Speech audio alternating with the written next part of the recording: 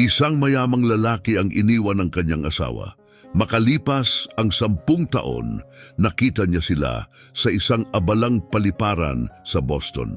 Si Richard Ortega, 43 taong gulang at isang matagumpay na negosyante, ay bihis na bihis sa designer suit at may daladalang magandang leather briefcase habang papunta siya sa departure gate ngayong abalang Biyernes ng umaga. Madalas niyang tinitingnan ng kanyang mamahaling gintong relo, kinakabahan sa panibagong business trip. Sa kabila ng kanyang kayamanan, may malalim siyang pakiramdam ng kakulangan na hindi kayang punan ng yaman. Bigla siyang napukaw ng isang pamilyar na tanawin, isang babaeng brunette at isang batang lalaki, mga 10 taong gulang, ang tumawid sa kanyang landas. Natulala si Richard, nakanganga.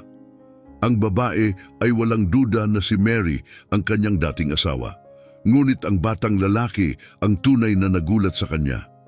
Kamukhang kamukha niya noong bata pa siya. May parehong matalim na berdeng mata at gusot na blonde na buhok, kahit ang paraan ng paglakad ay salamin ng paglakad ni Richard noong bata pa. Bumalik ang mga alaala, ang tahimik niyang pag-alis sa kanilang apartment, 1 dekada ang nakalipas, isang maikling sulat ang iniwan sa mesa. Si Mary natutulog, walang kamalay-malay sa paparating na sakuna. Nanginig ang mga binti ni Richard sa bigat ng isang nakakagulat na realisasyon. Posible kayang buntis si Mary noong umalis siya. Labis na nagilty sa naisip na baka iniwan niya hindi lamang ang kanyang asawa, kundi pati na rin ang isang anak na hindi niya alam na mayroon siya. Naglakad si Richard patungo sa kanila. Mabilis ang tibok ng puso. Kailangan niyang makipag-usap sa kanila, humingi ng tawad, maunawaan ang buong sitwasyon, ngunit hinadlangan ng makapal na tao ang kanyang paglapit. Habang nagsisimula siyang magtulak sa karamihan, sumisigaw ng Mary. Nalunod ang kanyang boses sa ingay ng abalang terminal. Pagdating niya sa kinaroroonan nila, wala na sila. "Sir, okay lang ba kayo?" Tanong ng isang flight attendant na napansin ang kanyang pagkabalisa. Natigilan bahagya lang na narehistro ni Richard ang tanong habang tumunog ang kanyang telepono para sa tawag mula kay Irene, ang kanyang kasalukuyang asawa, na kanyang hindi pinansin habang sinisipat ang paligid para sa anumang senyales ni na Mary at ng bata. "Sir, malapit nang umalis ang iyong flight," iginiit ng flight attendant. Tumingin si Richard sa kanya pagkatapos ay sa boarding gate at bumalik sa pintuan ng paliparan. Sa sandaling iyon, nagdesisyon siya. Hindi ako sasakay." Pagpapahayag niya abala at determinado. Mabilis siyang lumabas ng paliparan. Paglabas, pumara si Richard ng taxi at inutusan ng driver na magtungo sa downtown. Habang umaalis sila, muling kinuha ni Richard ang kanyang telepono. Binabaliwala ang karagdagang mga tawag mula kay Irene. Tinawagan niya ang isang lumang kaibigan na nagtatrabaho bilang pribadong detektiv. "Ramon, si Richard ito. Kailangan ko ng tulong mo para hanapin ang isang tao," sabi niya nang may pagmamadali sa koneksyon. Habang ikinukwento niya ang naalala niya tungkol kay Mary, ang mga iniisip tungkol sa bata, posibleng anak niya, ay bumabagabag sa kanya. Halo-halong emosyon ng pagkakasala, interes at hindi maipaliwanag na takot ang bumangon sa kanya. Alam ni Richard na nasa bingit siya ng malaking pagbabago sa buhay at biglang naging walang halaga ang kanyang tagumpay sa pananalapi. Ang pinakamahalaga ngayon ay ang matuklasan ang katotohanan tungkol kay Mary at sa bata at subukang ituwid ang malaking pagkakamali na nagawa niya 10 taon ang nakalipas. Habang lumalabo ang mga kalye ng Boston sa bintana ng taxi, nalubog si Richard sa kaguluhan ng mga alaala mula 1 dekada ang nakalipas. Ang kanyang mga iniisip ay bumalik sa isang abalang bar ng hotel sa New York kung saan, sa gitna ng isang mahalagang business trip, ang frustrasyon mula sa isang araw ng hindi produktibong mga pagpupulong ay nagtulak sa kanya na humanap ng ginhawa sa isang inumin. doon pumasok si Erin sa kanyang buhay, isang matingkad na figura na may kumpiyansa at nakakahawang ngiti, nagpasimula ng isang pakikipagsapalaran na pag-uusap. "Mahirap ba ang araw?" tanong niya, dahan-dahang umupo sa tabi niya. Ang palitan na iyon ang naging simula ng lahat. Si Irene, isang ambisyosong executive, ay nagsalita tungkol sa yaman at kapangyarihan sa mga tonong nag-iwan kay Richard ng pakiramdam ng pagkukulang at matinding pagnanais. Tumango si Richard, ang kanyang ekspresyon ay nagpapahiwatig ng pagkainip at determinasyon. "Gawin mo ang lahat ng kinakailangan, Ramon. Huwag kang mag-alala sa mga gastusin," ang kanyang pagpapatibay. Pagkaalis mula sa opisina ni Ramon, nakaramdam si Richard ng pagkalito sa abalang mga kalye ng Boston. Isang lungsod na dati parang tahanan ngayon ay tila banyaga at hindi nakakatanggap. Bagamat nakamit niya ang yaman at tagumpay na dati niyang pinagnanasaan, handa na siyang ipagpalit ang lahat para sa pagkakataong maitama ang nakaraan.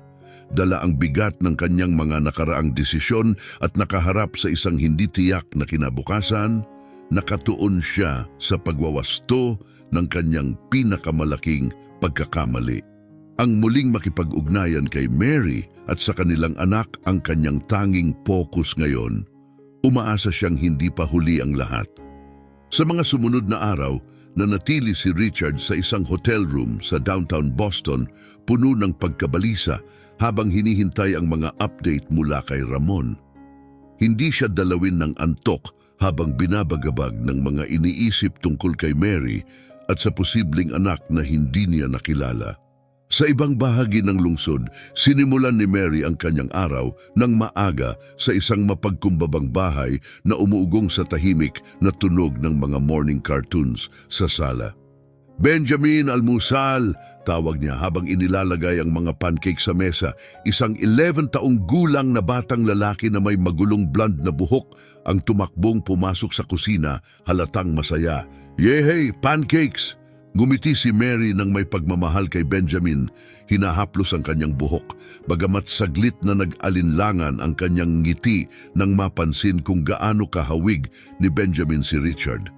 Habang nilalantakan ni Benjamin ang kanyang almusal, naglibot ang isip ni Mary sa mga mahirap na unang taon matapos umalis si Richard.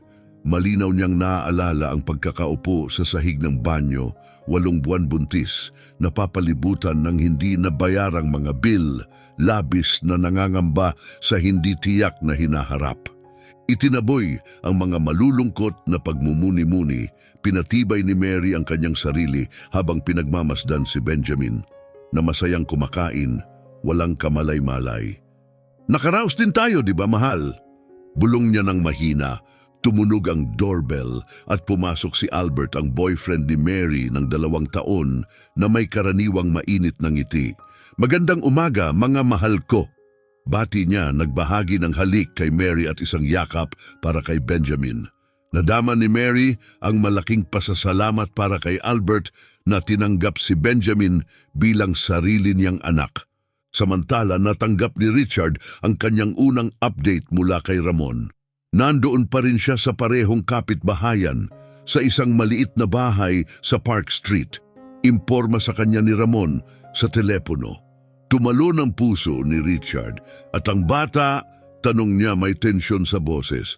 Oo, may anak siyang lalaki, si Benjamin, 11 taong gulang, nag-aaral siya sa lokal na eskwelahan. Mukhang mag-isa lang na itinaguyod ni Mary mula nang ipanganak siya sa laysay ni Ramon. Tinanggap ni Richard ang balitang ito, tinamaan ng katotohanang mayroon nga siyang anak na lumaki ng walang ama.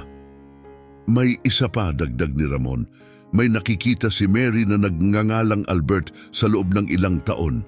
Mukhang malaki ang parte niya sa buhay nila. Isang bugso ng di inaasahang selos ang bumuhos kay Richard. Bagaman agad niyang kinuwestiyon ang karapatan niyang makaramdam ng gayong emosyon. Sa kabilang dako ng lungsod, sa kanyang marangyang suburban mansion, hindi mapakali si Irene, palala ng palala ang pagkainis. Ilang araw nang hindi maabot si Richard, nawawala sa isang critical na flight at ngayon ay tila nawawala. May mali, bulong niya. Ang isip ay puno ng hinala at simula ng isang plano. Sa bahay ni Mary, lumipas ang umaga sa karaniwang ritmo nito. Tinulungan ni Albert si Benjamin na ihanda ang kanyang backpack habang inihahanda ni Mary ang kanyang tanghalian. Huwag mong kalimutan, may hapunan tayo kasama ang mga magulang ko ngayong gabi, paalala ni Albert ng mahina. Tumango si Mary at nagawang ngumiti bagaman sa loob-loob ay hindi siya panatag.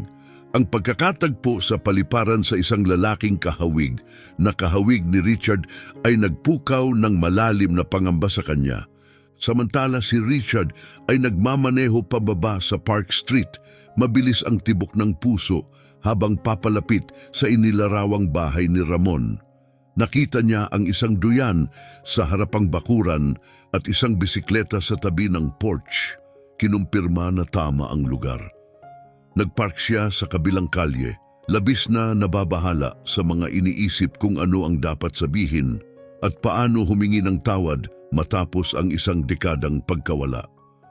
Habang nagmumuni-muni siya, bumukas ang pintuan sa harap.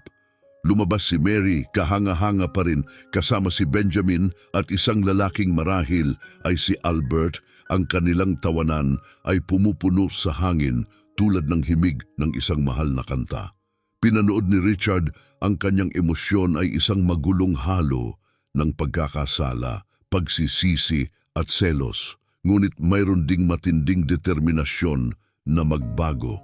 Iniisip niya kung paano niya muling maipapasok ang sarili sa kanilang mga buhay nang hindi ginugulo ang kapayapaan na kanilang itinayo.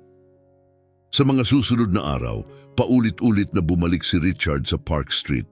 Pinagmamasdan mula sa malayo ang araw-araw na gawin ni na Mary at Benjamin. Isang hapon, pinuspos ng bagong tapang, lumabas siya sa kanyang kotse at tumawid sa kalye habang dinidiligan ni Mary ang kanyang mga halaman. Nagtama ang kanilang mga mata at nahulog ang pandilig mula sa kanyang mga kamay. Tahimik na tumapon ang laman nito sa lupa. "Richard!" bulong niya, halos hindi marinig ang boses.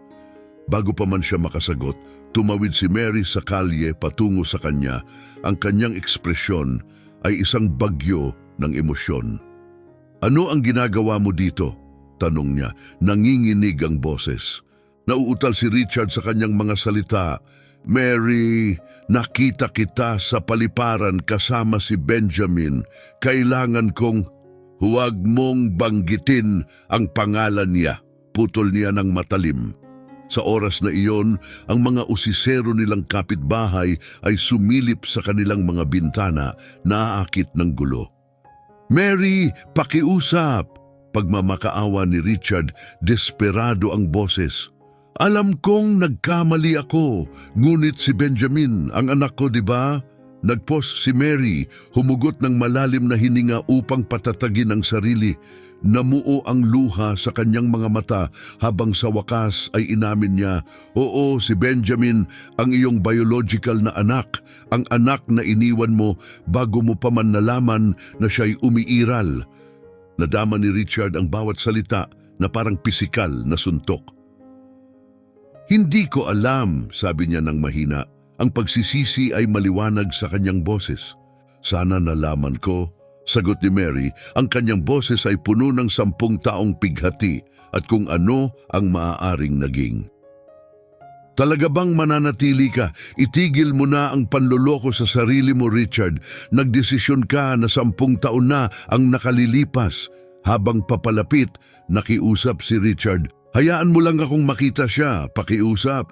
Alam kong hindi ako dapat humingi ng ganito pero hindi." Tumaas ang boses ni Mary. "Tama ka, wala kang karapatang makita si Benjamin. Masaya siya, napapalibutan ng isang pamilyang nagmamahal sa kanya. Hindi kita maaaring hayaang guluhin iyon." May dumating na kotse noon. Lumabas si Albert. Ang kanyang ekspresyon ay naguguluhan habang pinapanood ang tensyonadong pagpapalitan ni na Mary at ng maayos na bihis na estranghero. "Ayos lang ba dito?" Tanong niya. Inilagay ang kanyang braso sa palibot ni Mary ng protektibo. Nagumapaw ang selos kay Richard, nakikita ang buhay na sanay kanya.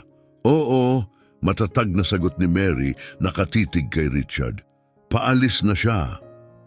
Gumala ang mga mata ni Albert sa kanilang dalawa, nakikiramdam sa ilalim ng tensyon. Kilala ba ninyo ang isa't isa? Bago pa makasagot si Mary, huminto ang isang school bus sa malapit. Bumaba si Benjamin at naglakad papalapit. Nagliyab ang pagkataranta ni Mary. Richard, kailangan mo nang umalis ngayon. Instinktibo, nagtago si Richard sa likod ng isang puno. Mabilis ang tibok ng kanyang puso habang pinagmamasdan si Benjamin. Kamukhang kamukha niya ang bata sa kanyang edad. Ma'am, ayos lang ba lahat? Napansin ni Benjamin ang balisang anyo ng kanyang ina. Nakangiti, pinakalma ni Mary siya. Ayos lang ang lahat, mahal. Pumasok na tayo sa loob. Tutulungan ka ni Albert sa iyong takdang aralin. Habang pumapasok sina Benjamin at Albert sa bahay, nagtapon si Albert ng nagtatakang tingin sa pinagtataguan ni Richard. Nanatili muna si Mary sa labas. Umalis ka na, Richard, bulong niya, at huwag ka nang bumalik. Lumabas si Richard mula sa kanyang pinagtataguan, durog ang loob. Mary, ako, pinutol siya nito. Wala kang ideya sa mga pinagdaanan ko, ang mga pinagdaanan ni Benjamin. Hindi ko maaaring hayaan mong sirain mo ito ngayon. Pagkatapos ay bumalik si Mary sa loob ng bahay, isinara ang pinto ng may determinasyon. Naiwan mag-isa sa bangketa, nadama ni Richard ang matinding pangungulila. Napakalapit niya sa kanyang anak, ngunit nanatiling malayo rin. Sa loob, sandal ni Mary ang sarili sa pinto, nanginginig. Lumapit si Albert, ang mukha ay puno ng pag-aalala. Mary, sino ang lalaking iyon? Hinarap ni Mary si Albert, ang kanyang sandigan. Sa mga nagdaang magulong panahon, alam niyang may utang siyang katapatan. Si Richard iyon, ang ama ni Benjamin. Simula niya, nanginginig ang boses. Nawalan ng kulay ang mukha ni Albert. Ano? Paano nangyari iyon? Malalim na huminga si Mary. Mabigat ang boses. Isang komplikadong kwento, isang hindi ko ninais balikan. Samantala, bumalik si Richard sa kanyang kotse. Labis ang dalamhati, ngunit pinapalakas ng determinasyon. Kinilala niya ang malaking pagkakamali na nagawa niya 10 taon ang nakalipas. Ngayon, desperado siyang itama ang kanyang mga nakaraang pagkilos, anuman ang maging hamon. Gabi-gabing hindi mapakali si Richard sa isang silid ng hotel. Pinahihirapan ng malupit na mga realisasyon ng kanyang nakaraan. Sa unang pagkakataon, hinarap niya ang malupit na katotohanan ng kanyang mga aksyon. Muli niyang pinagdaanan ng mga eksena, 5 taon bago siya umalis, ipinakita si Mary na masigasig na pinag-uusapan ang pag-asenso sa trabaho sa kanyang eskwelahan. Napakaganda, mahal, anas ni Richard. Halos hindi tumitingin mula sa kanyang dyaryo. Pero huwag kang masyadong umasa. Elementarya lang naman yan. Sa totoo lang. Agad na nawala ang ngiti ni Mary. Sa isa pang masakit na alaala, iminungkahi ni Mary na mag-ipon ng pera para sa kanyang master's degree na hinamak ni Richard. Bakit pa? Hindi naman malaki ang idadagdag nito sa iyong kita sa pagtuturo sa mga bata. Ngayon, ramdam ni Richard ang malalim na pagsisisi. Nagtataka kung paano siya naging napakawalang malasakit at bulag. Sa kanilang tahanan sa Park Street, tahimik na nag-usap sina Mary at Albert sa kusina habang natutulog si Benjamin. Dapat ba nating sabihin sa kanya tungkol kay Richard? Mahinang tanong ni Albert. Pinahid ni Mary ang kanyang mukha ng pagod. Hindi ako sigurado, karapat-dapat siyang malaman. Pero paano kung magdulot ito ng sakit sa kanya? At paano kung mawala ulit si Richard? Yinakap ni Albert si Mary, nagbigay ng aliw ng walang salita. Kinabukasan ng umaga, nagtungo si Benjamin sa kusina at nakita si Albert na naghahanda ng agahan. Nasaan si Ma'am? Inunat niya. Maagang umalis ngayon, sagot ni Albert. Inihain ang mga pancake kay Benjamin. Naglaro si Benjamin sa kanyang tinidor, nag-iisip ang mukha. Albert, pwede ba akong magtanong? Siyempre, champ, ano ang nasa isip mo? Tungkol sa aking tunay na tatay. Napatigil si Albert. Ang tasa ng kape ay nakabitin sa hangin. Ano ang gusto mong malaman? Nasaktan ang puso ni Albert habang pinagmamasdan niya ang balisang mukha ni Benjamin. Makinig ka, hindi ganun ang sitwasyon. Komplikado ito pero pakiusap, maniwala ka, wala itong kinalaman sa hindi ka gusto, okay? Tumango si Benjamin, bagamat tila bahagya lang siyang napapanatag. Sa labas, pinagmasdan ni Richard ang malambing na sandali sa pagitan ni na Albert at Benjamin. Sa pamamagitan ng bintana, pakiramdam niya ay isang tagalabas sa sarili niyang kwento ng buhay. Matigas ang loob, hinintay niyang pumasok si Benjamin sa eskwela, saka siya lumapit sa ilalim ng pagkukunwaring kaswal. Hey, nawawala ba itong soccer ball mo? Tanong ni Richard, hawak ang bola. Mapanuri ang tingin ni Benjamin. Hindi sa akin yan. Akala ko baka galing sa bakuran nyo. Naglalaro ka ba ng soccer kasama si Albert minsan? Tanong ni Richard, sinusubukang makipag-ugnayan.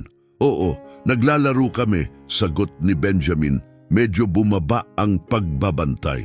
Nadama ni Richard ang kirot ng inggit. Ayos, paborito ko rin ang soccer noong kasing edad mo ako. Nagpatuloy sila sa pag-uusap ng ilang minuto. Pinahahalagahan ni Richard ang bawat sandali. Sinasaulo ang mga tampok ni Benjamin. Kailangan ko nang pumasok sa eskwela, sabi ni Benjamin sa wakas. Siyempre, sagot ni Richard, ayaw tapusin ang usapan. Masarap ka usap ka, Benjamin. Kumaway si Benjamin at tumakbong palayo, iniwan si Richard na may pakiramdam na mapait at matamis. Samantala, sa marangyang mansion ni Bourbon, sa wakas ay nakatanggap si Irene ng lead sa lokasyon ni Richard. Agad siyang kumuha ng pribadong detective na nagbunyag ng nakakagulat na revelasyon. Isang anak? Halos masuka si Irene, ang kanyang tingin ay nag-aapoy sa galit. Itinago niya ang kanyang anak sa akin. Naglakad-lakad siya sa kanyang magarang kapaligiran. Pinagdudugtong ang mga kamakailang kakaibang asal ni Richard at ang kanyang misteryosong pagkawala.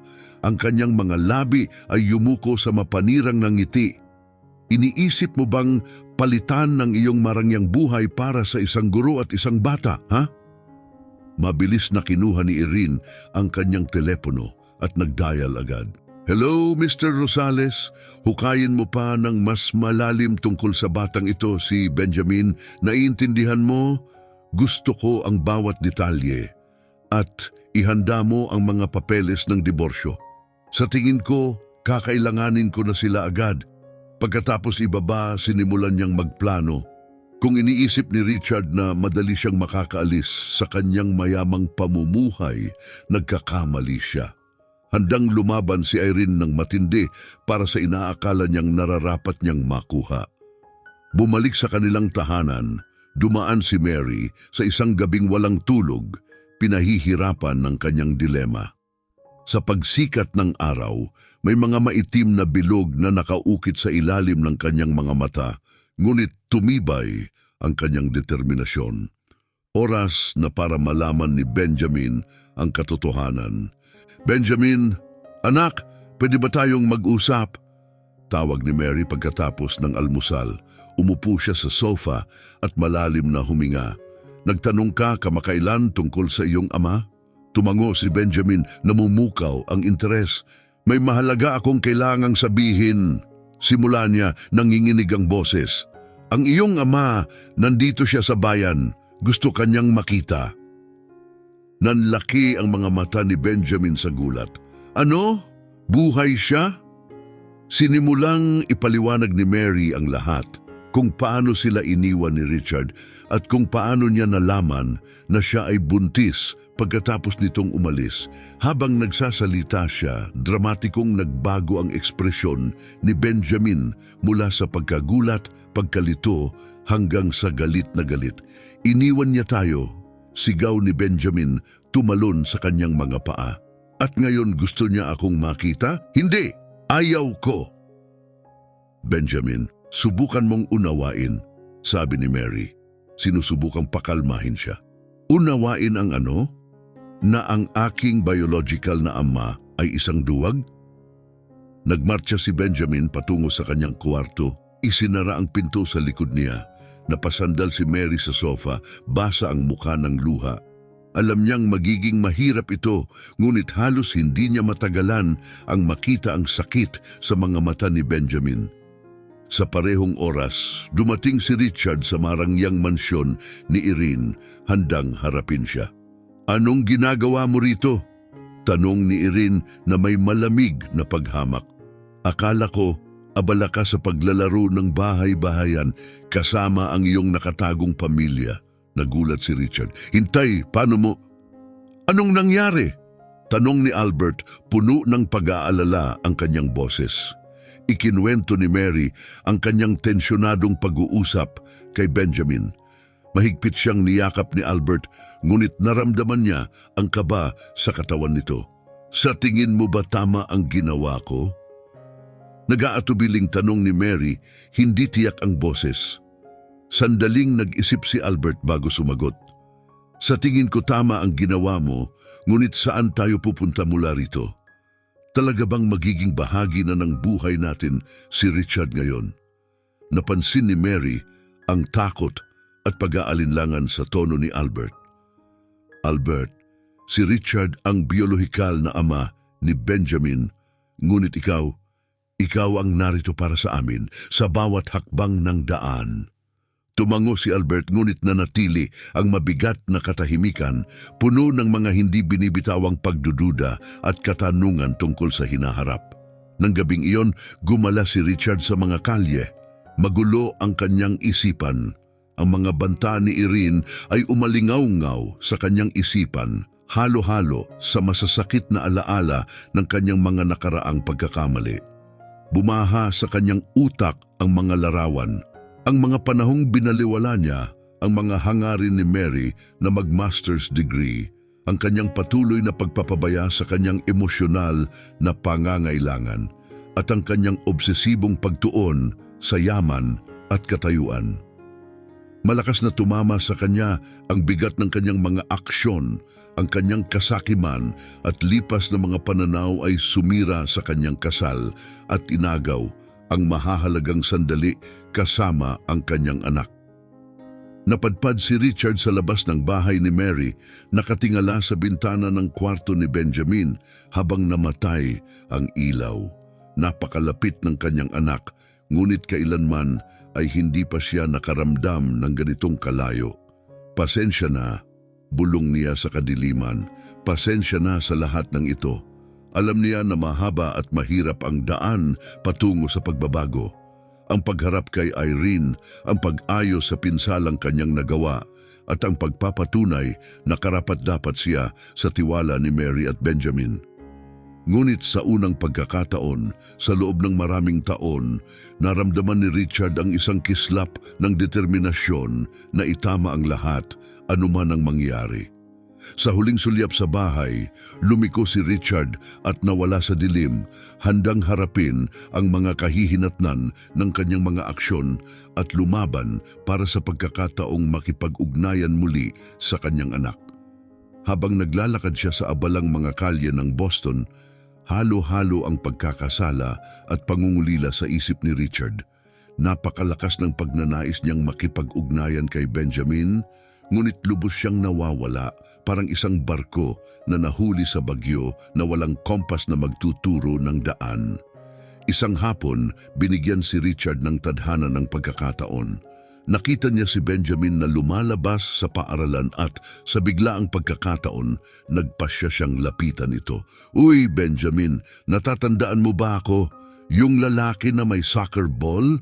Kabado si Richard, sinisikap na magpakita ng ngiti.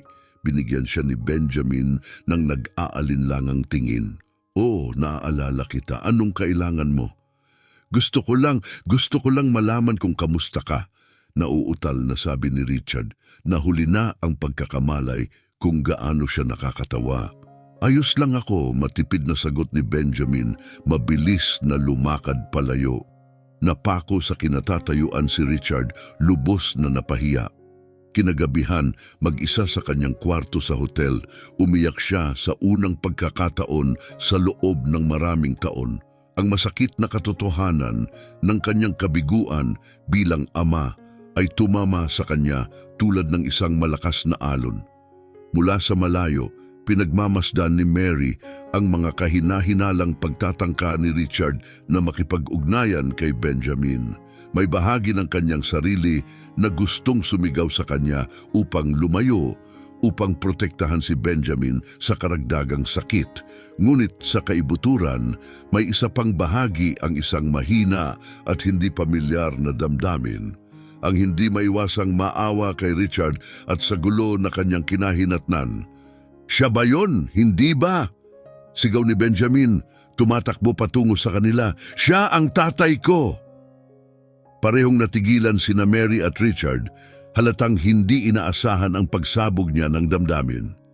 "Benjamin, hayaan mong ipaliwanag ko," sinubukan ni Mary, ngunit labis na ang pagkaabala ni Benjamin sa mga luha. "Bakit mo ako nilinlang?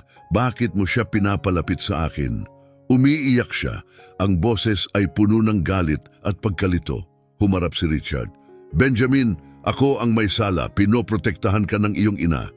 Tinitigan ni Benjamin si Richard, ang kanyang mga mata ay puno ng pagtataksil. "Iniwan mo kami, ano ang nagpasya sa iyong bumalik?"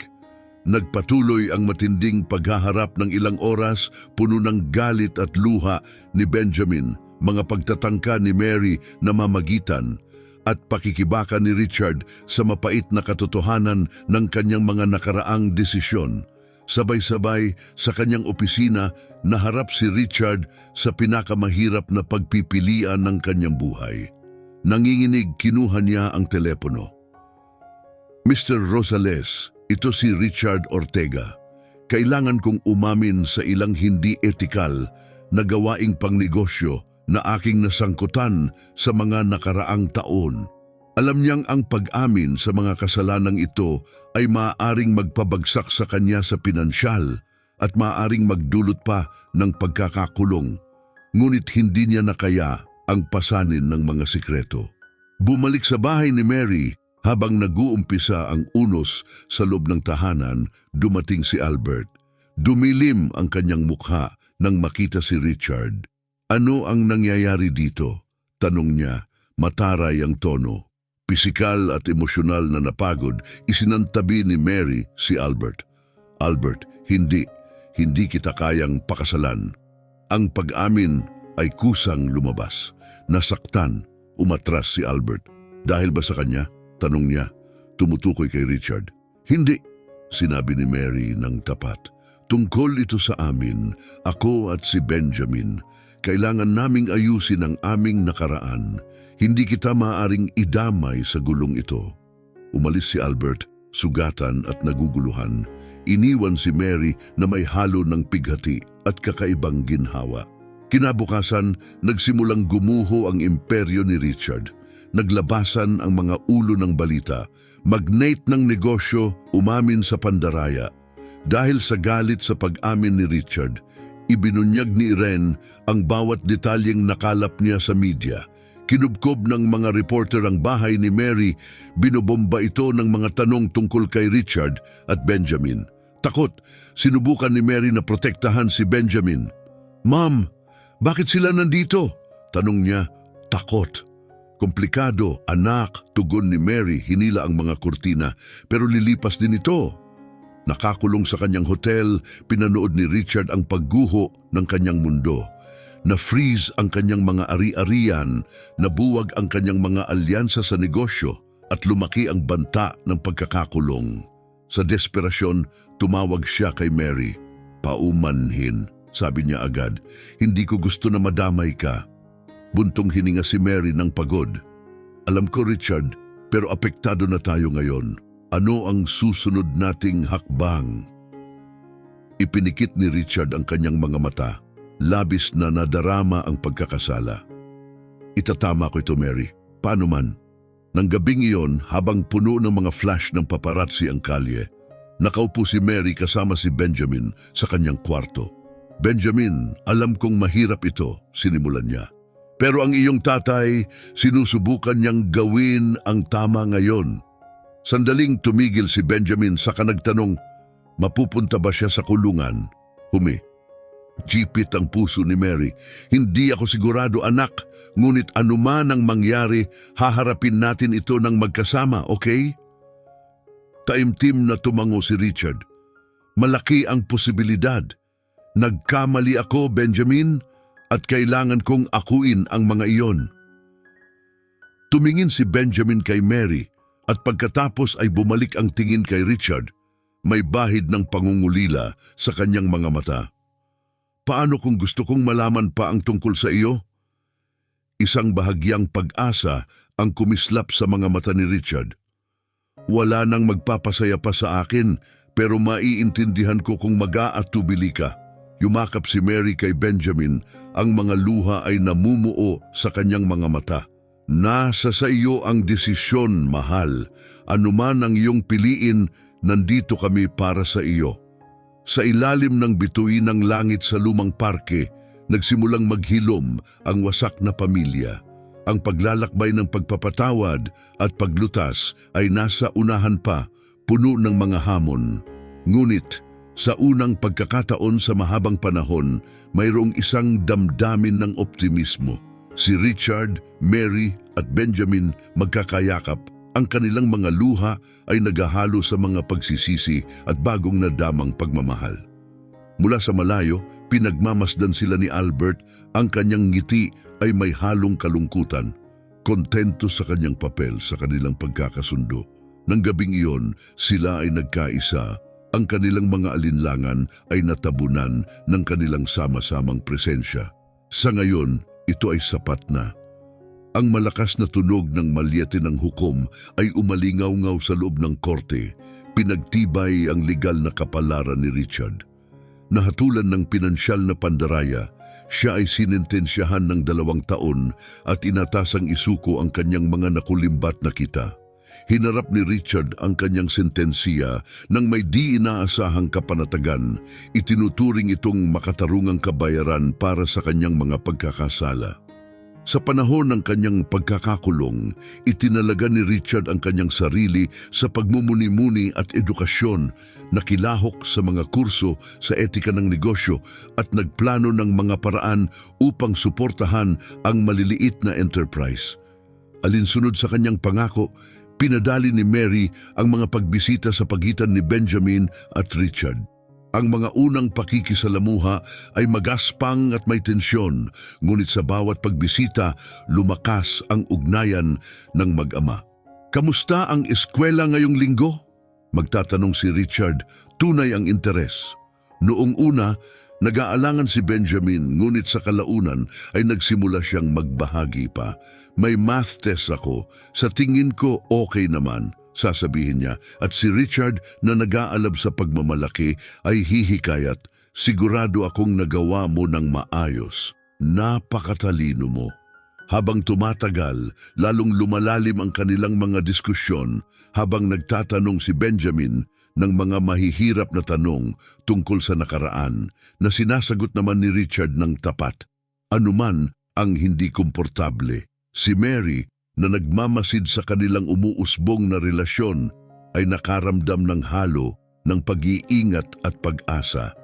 Patuloy siyang nanindigan sa mga hangganan, binibigyang diin kay Richard ang kahalagahan ng kanyang papel sa buhay ni Benjamin nang hindi inuulit ang mga nakaraang pagkakamali. "Kailangan kanya bilang ama," sabi niya sa isang pagbisita, "ngunit hindi ko siya maaaring hayaang masaktan muli."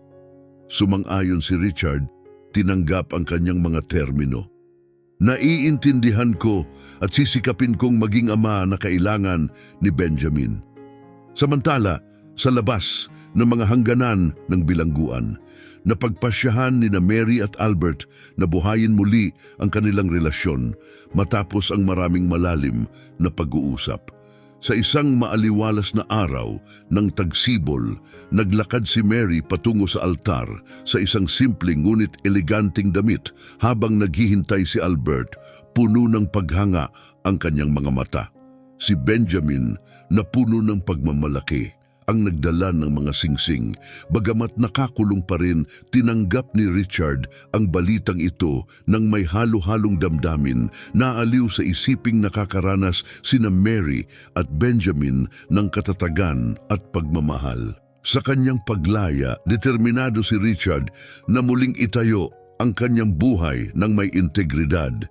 Nagsimula siyang makipagtulungan sa isang non-profit na nagbibigay ng libreng payo sa mga may-ari ng maliliit na negosyo. Gusto kong makatulong ng positibo gamit ang aking mga kasanayan, ibinahagi niya kay Benjamin sa isa sa kanilang lingguhang pagkikita sa parke. Ngayon, 13 taong gulang na, tumingala si Benjamin sa kanyang ama na may bagong paghanga. "Ang galing naman, Dad!" Ang salitang dad ay patuloy na nagpapasigla kay Richard, isang titulo na pinagsisikapan niyang karapat-dapat araw-araw. Si Mary, na nagmamasid sa umuusbong na dinamika ng pamilya, ay maingat.